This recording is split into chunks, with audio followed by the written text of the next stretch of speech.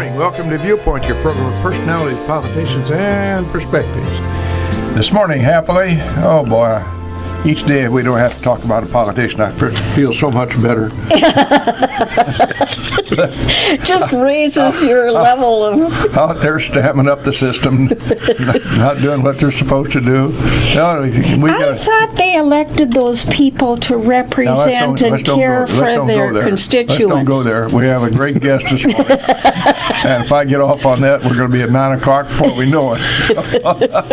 So, as our guest will remember, we always try to start kudo with the Viewpoint with a kudo or two. I think we'll just keep it to one kudo this morning. Okay. And make it in honor of our guest who brings us such lovely weather about this time of the year each year. And I'm grateful to him. Yeah, absolutely. So let's tell folks who he is by name, although somebody might remember him out there. Oh, they should. He's very nice. He's a lovely man. Big dude, too. Chris Miller, National Weather Service. Now, Chris... Happy to have you with us. Well, it's great to be back. You bought us... Our late summer was the pits. You couldn't have done worse. Thank you. That's all right. So much for the kudos. It's part of it. That's what we deal with in our job. Yeah, it goes with the territory. Yeah, you bet. And I'm sure that you aren't really responsible for that because you probably didn't like it any more than I did. No, I didn't. I hated it. Hotter than Hades' pup and humid into the bargain. Yes. Not pretty, but now tomorrow is going to be something to shout to the heavens about. We need to qualify him before we proceed this morning. Mr. Miller, what's Beaufort? That is the wind scale that we use. Beaufort? Beaufort. Yes, it was actually it was developed out at sea for determining wind speeds and how high waves would be and things like that. And there are different portions of the scale that tell you how windy it's going to be. You have a full gale or a storm or that type of thing. So yeah, he's beginning to impress me. That's one of the things I remember about a semester of meteorology under Dean Carl Schultz at Lincoln College, who was, by the way, a science professor, a chemistry professor, but this was a avocation of him, and so they made him an instructor in meteorology, and therefore I didn't have to take chemistry. Besides. Now, we're further qualifying, what's cumulonimbus? That's a cloud. Yes, thunderstorm cloud. Yes. All right, he's qualified. You may go ahead with your questions now. Were you interested in the weather? Did it kind of fascinate you when you were a little boy? Oh, yeah, always. It did? Always, yes. Obviously so. Yeah, I just had a passion for it. I wanted to learn more about it.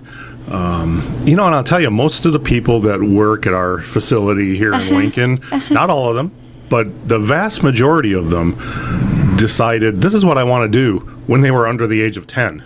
That's very interesting. Yes, yeah. It was just a fascination that overtook us, and we wanted to learn more about it. And for many of us that work out there now, I mean, this was we didn't have the internet. We couldn't look up things. So we went to the library and got books about the weather, and all of us too had either a deep love of science or math. And meteorology is a lot of science. It's a finite science. It really is. It's a mix. You had mentioned you took meteorology, so you didn't have to take chemistry. And it's a mix of chemistry and physics and all these other sciences, and it's fascinating. And so I frequently get calls from families saying, "Hey, I have a 7-year-old, or I have a 9-year-old, or you do? Oh, yeah, yes. In fact, we have a couple of coming up here pretty soon where they want to bring their son or daughter in, and we get a lot of kids that come in there with families, and there have actually been a few that I've seen go all the way through. There's a young lady from the Bloomington area made contact with us, oh gosh, it's been over 10 years ago, about 12 years ago. And she's currently in college right now. And she still has an interest in meteorology and wants to pursue that as a career. And so it starts at a young age. There's no question about it. I don't know what it is. Entry level as a career, is it difficult to find an entry level job in your profession? It was the last few years. We've back. If I step back a little bit, back to the mid to late '80s, the National Weather Service hired a lot of meteorologists all at once, and that was because we were getting the new at the time the new Doppler radars. Yeah. Now they're 25, 30 years old, Yeah. but the new Doppler radars, and we needed the young meteorologists that had studied using that type of instrumentation. So anyway. A lot of us now are getting to the point where we're nearing retirement, or there's some job openings coming up now, and in fact, we're going to have we just announced we've got two entry level openings at our office that were just announced a couple days ago. So we'll be hiring a couple new people here soon. You know, when I think of your profession, and I think it's a terrible burden was put on the forecasters in the early days of June 44.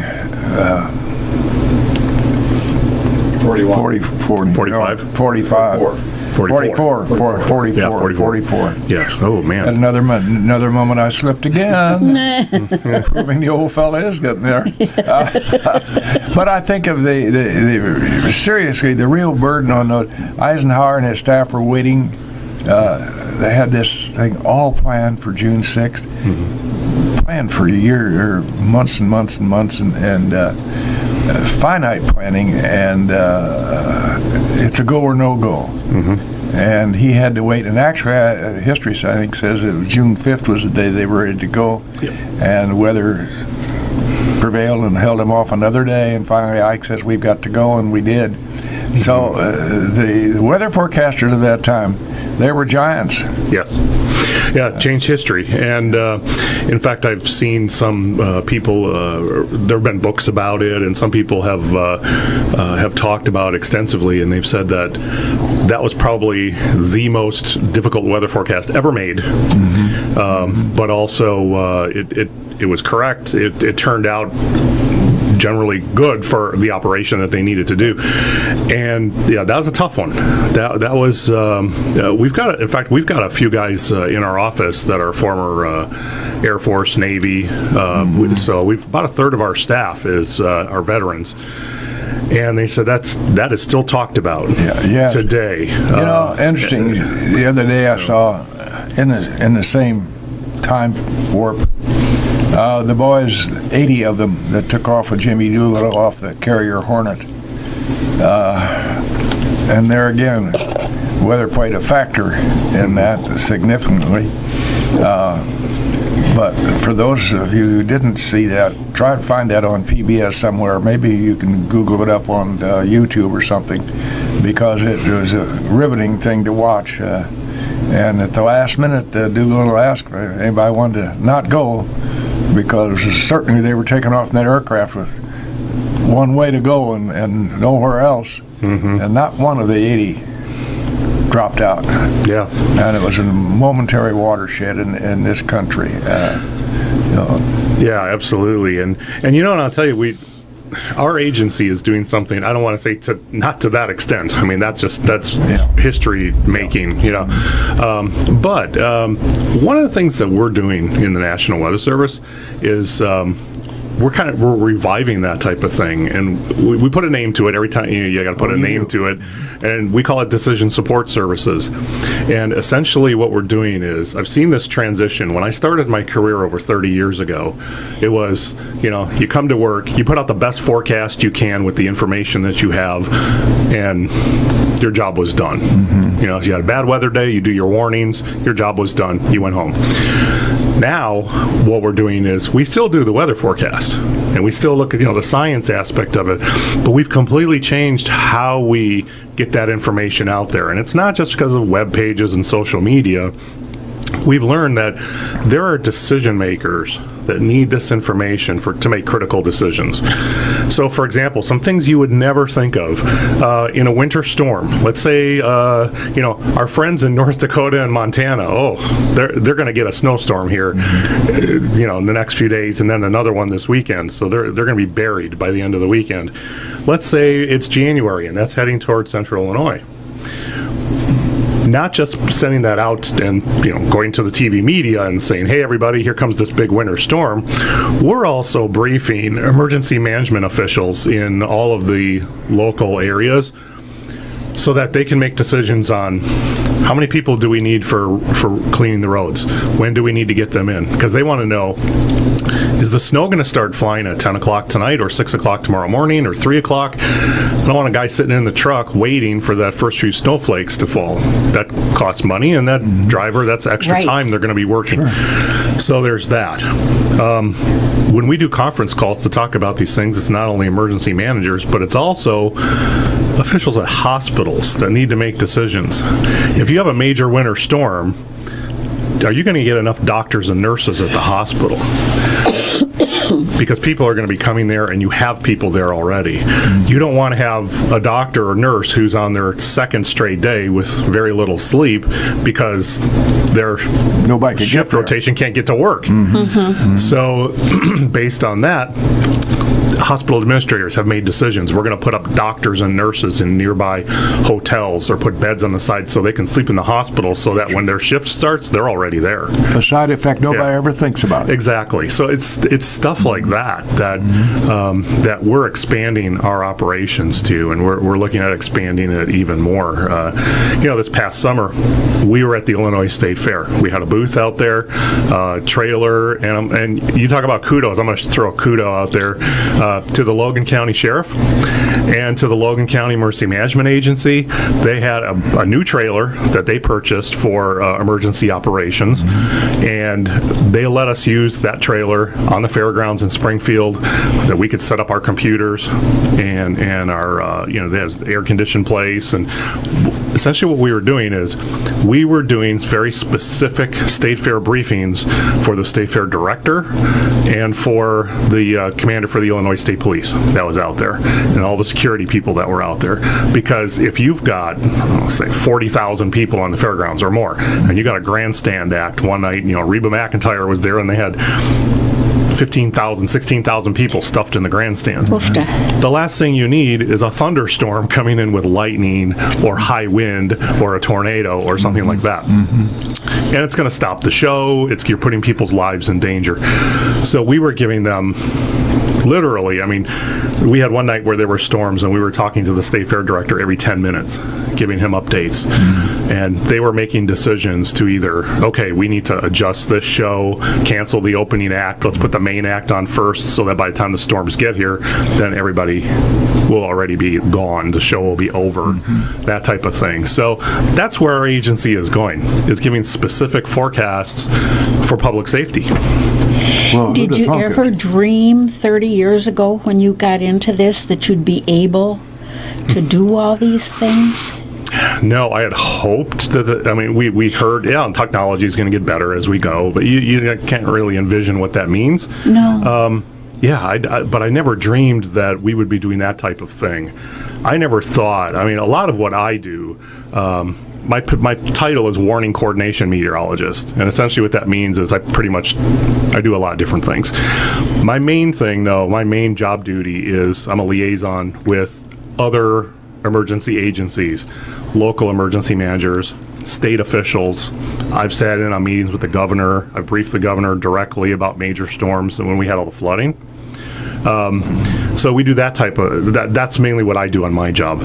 I never dreamed that I'd be sitting in meetings with elected officials, with hospital administrators, with law enforcement. Yeah, law enforcement, and the heads of like the Illinois Department of Transportation and things like that, so they could make these decisions to do these things. I thought, well, they just pull the forecast out of somewhere and they make their decisions. But no, what we have found is we need to brief them directly and give them that information so they can make the decision they need to make as soon as possible. 648-5510. Our guest this morning, Mr. Chris Miller, who has most of the farmers in the county mad at him sometimes. Yes. Not one doggone thing he can do about that. On a serious note, so if you have any questions or comments for Mr. Miller, 648-5510. Chris has a direct, and his staff have direct input on some of the biggest business people in our community. That would be our farm friends. Yes. Nothing affects the farmer more than weather. Yeah. And it affects him 24 hours a day. Mm-hmm. And that'd be 7 days a week to you. But, weather prediction now has become a finite science, as opposed to sticking your finger out the wind and say it's going to rain today. Right. Oh, yeah. Do you get, well, in the first place, your phone number really shouldn't be generally available out there to the general public, so we're not going to go there. Do you get many comments from our farm friends as you're out and about? Absolutely. I'll tell you, especially this past spring, that was, and it was terrible. It was just awful. And I myself, I am not by any means any type of agricultural expert. I'm a city kid, right? I grew up in Milwaukee, Wisconsin. I didn't, to me, it was like if we went to my grandparents' house and we saw the farm, that was the farm. Yeah. But I've learned a lot over the last 30 years, and I'll tell you, this past spring was the worst one I'd ever seen as far as just being able to get in the field and get the crop in, and those that did, then it got so much rain on it and they had to replant, and there are some areas, and I'm not sure I haven't seen any initial, what the yields are so far. I saw Ag Report yesterday that indicated what we've seen all year. Everything's behind. Yeah. Typically with pulling the corn crop out, I think we're, usually this time of the year, we're about 40-50% done. I think statewide average is like 19% or something like that. It's pretty low. But you see, they're out and they're getting that. And I've asked I've got some friends who farm, and I've asked them, how's it doing? As the spring and summer went on, how are things going? And they said, well, it depends on what part of the field you're talking about. Oh. Yeah. Because there were some areas that did okay, some areas they had to replant. They were at different stages. I've seen some areas around here where they're harvesting the corn. They harvested some, and then other parts of the field, they're not ready to go yet. It's not dried down enough, so they're waiting. Spot farming, it's so to spot speak. farming. Yeah, absolutely. And so I know it's not going to be good here, and it's tough. I know that's a tough job. But I'll tell you, I was doing some traveling over the weekend in eastern Illinois, and over in Piatt County, or north of Monticello, and then over to west of Champaign, it's worse over there. It's awful. I really feel for our farmer friends out in that area. I saw some corn stalks that were only 3 feet high. Really? They just didn't grow. That didn't make it the at bean all. fields look terrible. They may have nothing. I don't know what they're going to end up with, but it just looked awful. Well, at the end of such bad news, I think we better interject the airwaves with some good news. Yes. And tell the folks about our sponsors out there. They make this available so that you can tell about the good and the bad things in the weather. Go right ahead, Mr. Ash. Right back live in the studios here this morning. Viewpoint, station WLCN 96.3 on your FM dial. Our guest this morning, a guest we enjoy having back because he's just a cornucopia of knowledge.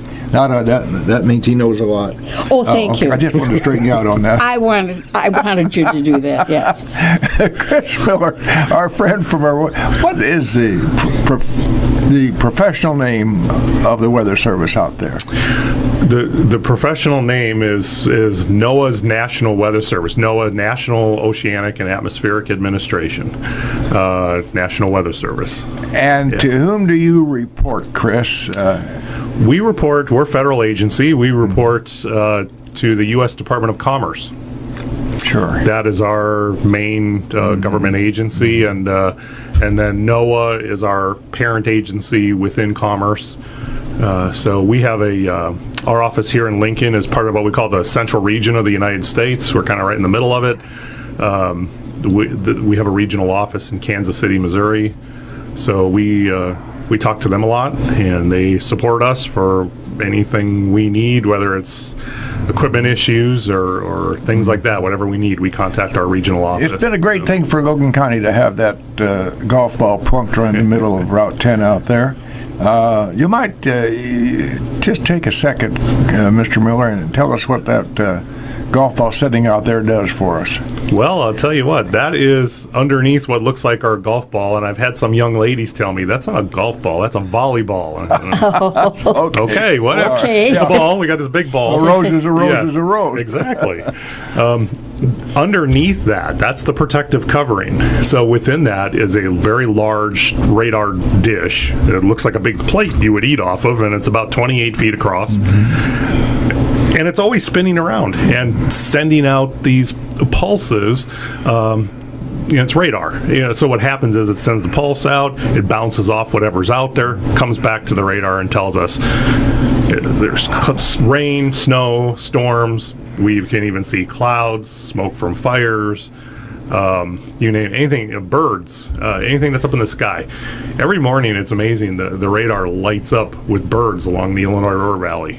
Oh, That sure. Emaquan area where there's a lot of waterfowl. I think there's some eagles out there and various birds. And that's a matter of 60 miles away. It's a little ways away, yeah, and they fly pretty high, and the radar picks up on that every morning, and so that is our main tool to tell us, okay, what's going on now, and how is that going to affect us in a few hours. And every once in a while, we'll get a tweet or an email or something on social media. Somebody will say, well, how come you can't get that forecast right for 2 days from now? You got that fancy radar out there.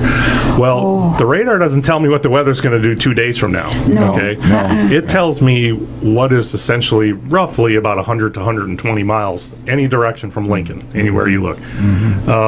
That's going to tell me what's going to happen the next several hours. Okay, that doesn't tell me what's going to happen tomorrow or the next day or the next day. So it's a current thing, and it's what we use to warn people about things like strong winds and large hail and tornadoes and such. We just had the tornado up around Emden about a week and a half ago. I was working that Sunday morning, afternoon, and late afternoon we saw the storms coming across, and the nice thing about that radar is it doesn't just tell us, hey, there's a big storm out here, look at all the rain and hail falling out of it, because that storm was producing hail the size of tennis balls. So it was a powerful big storm. stuff. Yeah. But it also tells us what direction everything's moving. Is it moving away from the radar, toward the radar at certain angles? And that's how we can tell if there's rotation in the storm and if there's high wind. So we watched the storm come through, and when we saw the rotation on that, we immediately had tornado warnings out on that before the tornado hit north of it. And it was a weaker tornado, thankfully. It didn't do a lot of damage. Did some minor damage.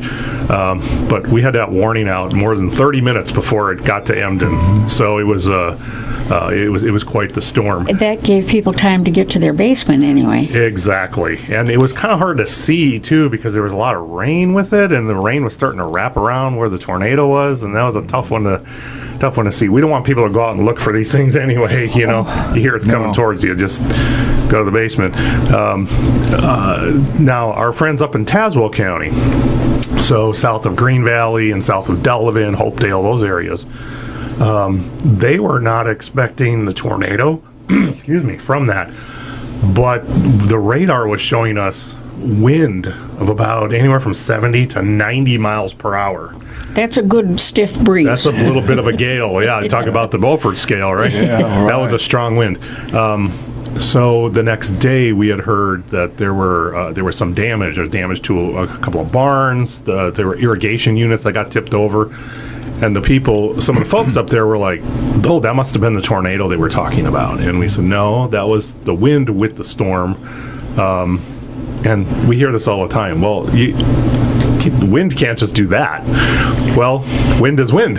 If it's going in a straight line or it's going in a circle, it's still wind. Yeah. Yeah. Right. And if the speed is 80 or 90 miles an hour, it doesn't matter if it's going in a circle or going in a straight line, it's still going to do damage.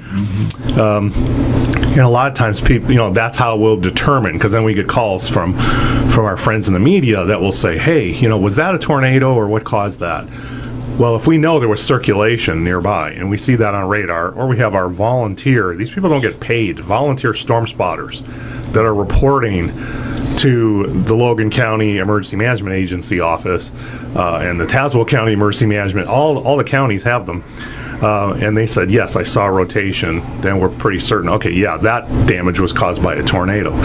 If there was no rotation, and there are parts of storms where you're just not going to get rotation at all, clearly it had to be wind. It had to be a straight line wind, or what we call a downdraft, a downburst wind that caused that damage. So that was kind of a long story, but that big ball that we have out there is critical to tell us what's going on now and what can we expect in any part of central or eastern Illinois in the next few hours. And in conjunction with that, you have somebody who goes out and releases balloons every day. These balloons have meteorological instrumentations in them, they go wherever the wind decides to leave them. So can you tell us about your balloon guys? Sure. Yeah, in fact, again, most of our meteorologists, staff members are trained to do that. And some people might be like, well, you're just letting a balloon go. What do you need training to do that for? Well, it's more than just the balloon. The balloon is the vehicle, okay? We fill that with hydrogen. That's dangerous, so we got to know about safety with that. But on a long string, I'm talking about a 100-foot string, at the bottom of that, there's a piece of equipment hanging on the bottom of that string, and it's called a radiosonde. And radiosondes have been used for many, many years, even going back to the World War II days, when you would tie it to a balloon, and the radiosonde, using radio signals on a certain frequency, sends, it's like coded information back to not our radar, but a different receiving dish that we have there that tracks it, and it takes that coded information, sends it to a computer, and we can see what that piece of equipment is measuring every second as it's going up through the sky. It goes up at about 1,000 feet per minute, so the balloon takes it up at a fairly good clip, but it takes about 2 hours before that balloon's going to pop. And that little box of information, just keeps sending information to us the higher up it goes. And it goes up about 100,000 feet into the sky. And to put that in perspective, if you've ever been in a jet airplane, those fly at about 35,000 feet, roughly, give or take.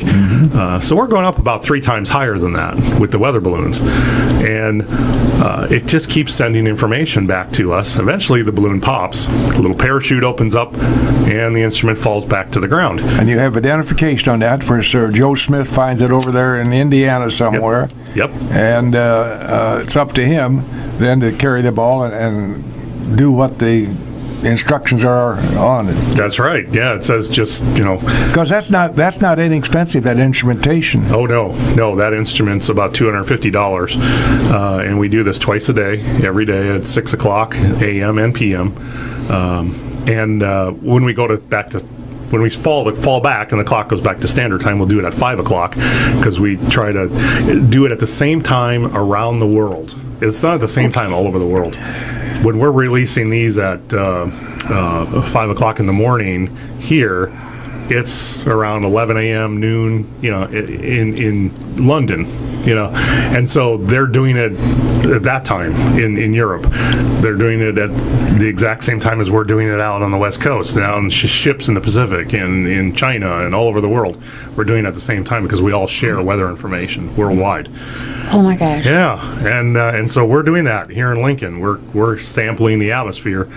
And we had one of our little radiosonde boxes landed last week after one of our balloon flights in a church parking lot in Danville. We're here in Danville, Illinois. Danville, Illinois. They that's found not it. that far, really. No, it's not. We 90 didn't have miles? much of a we didn't have much of a wind that day. Do you get So- most of them back? Not many. No. I'd be afraid you No, wouldn't. only about a fourth of them, roughly. Is Yeah. that right? Now, Yes. now get you thinking, why in the world wouldn't everybody just do the right thing and follow the instructions on that little... Sure. Bill, I think some of it is because the instruments that we use, technology just keeps getting smaller and smaller and smaller. And so this little box we have is, I don't even know how to Not very describe it. imposing. Kind of Yeah. innocuous. Yeah, it is. It really is. It's like, maybe when you buy like a package of oatmeal and you get a box that has like 6 or 8 pouches in it, or Yes. about that size. That's how Okay. big that is. Now it is white, so we think it should be easy to see, you would think. But a lot of these are landing out in farm fields. I have a feeling. Never to be seen. Never to be seen. They get plowed under. Plowed under, ground in. Once in a while, we'll hear from a farmer who says, "Hey, I found one of these in the field. And we always put a date on it. This is the day we tied it to the balloon and let it go. Yeah. It's been laying in my field for 4 months or more, and they don't see it till harvest. Yeah. It's lying in the middle of a field. Interesting. Some of them never see them. So, yeah, but some people do. And we've gotten calls. A few folks have called and said, "Oh, can my kid take it in for show and tell and all this kind of stuff?" Sure. I guess they still do that in schools. How many are active on your staff out there at any given time, Mr. Miller? At any given time, so right now, I mean, we've got about 10 people out there now, roughly, but in the middle of the night, there'll be 3. It depends on the weather. Well, we do have to remember the Yeah. weather is 24/7, That's whether you right. like it or not. That's so right. you have to have somebody on duty. On duty all the time. Yeah, we always have at least 2, usually 3. It just depends. There's overlapping of shifts and whatnot. But yeah, we have shifts that come in at 4 o'clock in the morning to do that weather balloon launch at 6 a.m. And Oh, sure. we have That's shifts that's not the hour I plan to come out.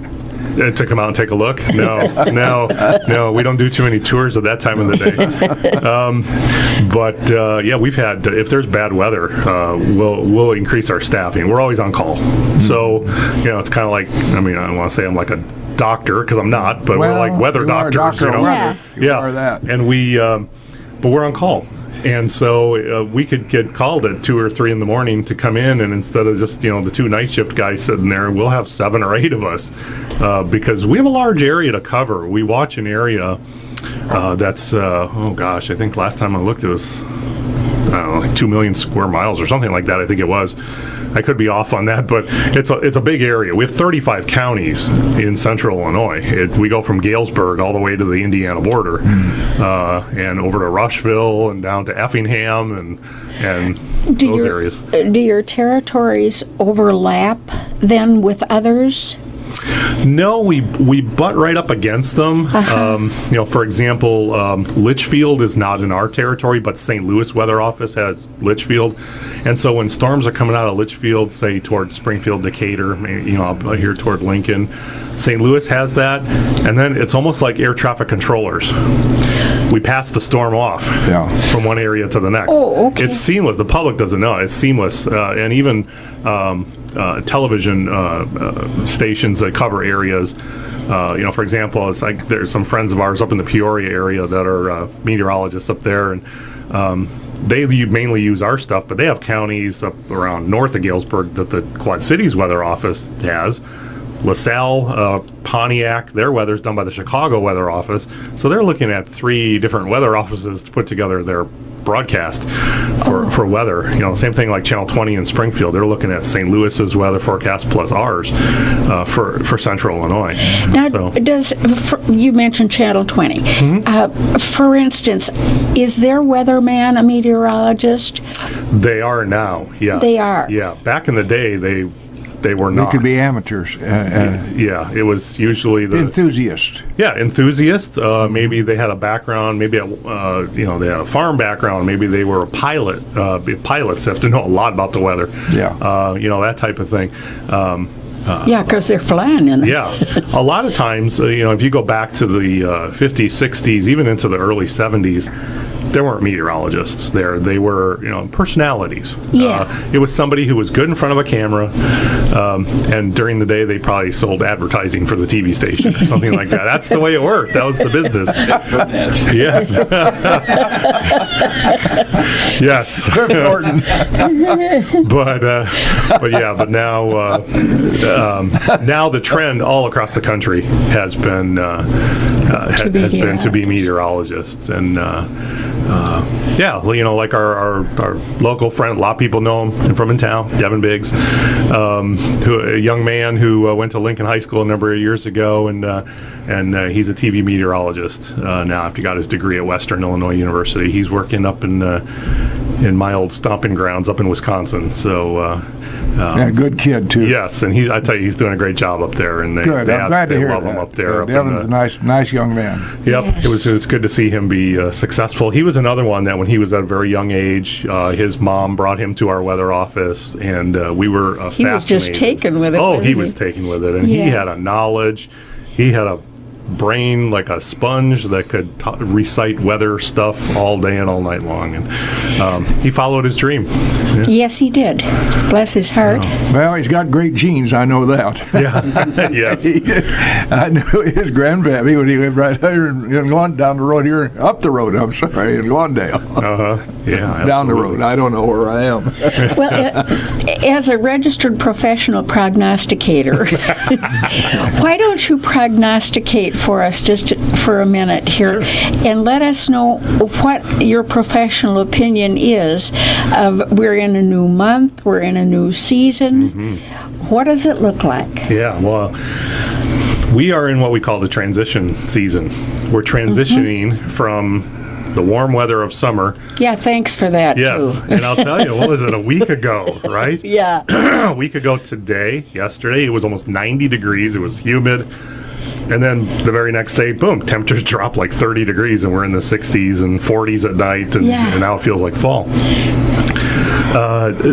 Fall is here. We're transitioning, but we're going to have some more warm days. We see some projections for later in October, and most years we have this where it's suddenly we're down. Ooh, look at that! We're getting close to freezing. Maybe a little frost on the pumpkin, and all of a sudden, boom! You get a few days where temperatures way up into the 70s and 80s and things like that. Yeah. So we're going to see that, especially more of that later this month.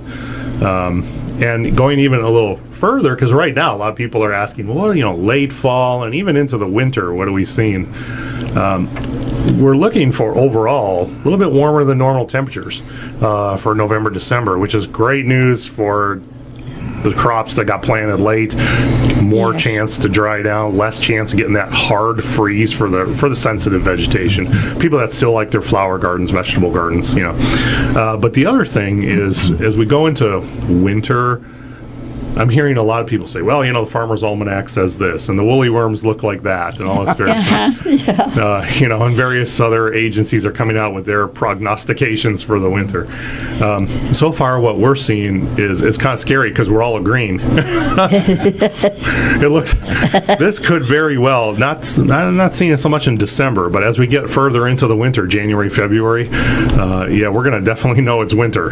There's no question about it. Yeah, it's, if you remember back this past January, it was cold. It was very cold late in the month, and then we had a lot of snow. Well, you and I both know about that. We grew up in it, didn't we? We do. To me, that's just normal winter in Wisconsin and Minnesota, right? But it was cold. Well, they do us a favor. We've got a lot of bugs in the ground that need to be frozen. Absolutely. And that's the role that are transitioning from one season to the next, because it's all a cycle, right? And when we get into the really cold weather, we get those hard freezes and get that ground frozen. Yeah, it takes care of those bugs, and then prepares things for the next spring when everything starts.